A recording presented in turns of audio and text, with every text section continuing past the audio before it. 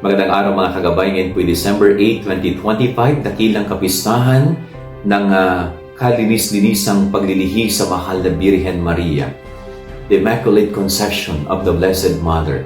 Ako po si Father Marvin at ang ating ebanghelyo hango sa ebanghelyo ni San Lucas, chapter 1, verse 26 to 38. Napakaganda po at napakahalaga ng ipinapaalala ng dakilang kapistahan na ito para sa bawat isa sa atin. Si Maria, ang ating mahal na ina, ay ipinaglihing walang bahid ng kasalanan. No, napaka-pure ng ating mahal na ina. No, bakit nangyari yun at bakit kailangang mangyari yun?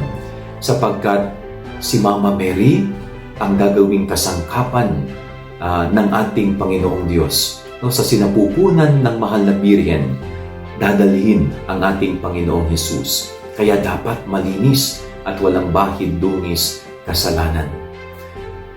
Tayo pong mga tao, hindi pwedeng mangyari yon dahil tayo po ay may bahid pagkakasala palagi.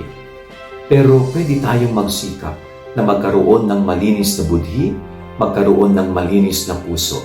Kung tayo ay patuloy lamang na susunod sa kalooban ng Diyos, kung pakikinggan lamang natin palagi ang kanyang mga aral at sisikaping mabuting isabuhay ang lahat ng kanyang mga sinasabi sa atin.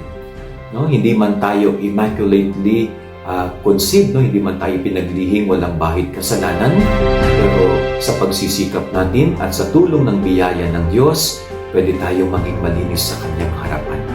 Kaya sana po sa ating buhay, habang tayo naglalakbay sa lupa na ito, isa sa ating pagsikapan ay kung papaano maging dalisay sa harapan ng Diyos, kung papaano tayo maging malinis sa kanyang harapan.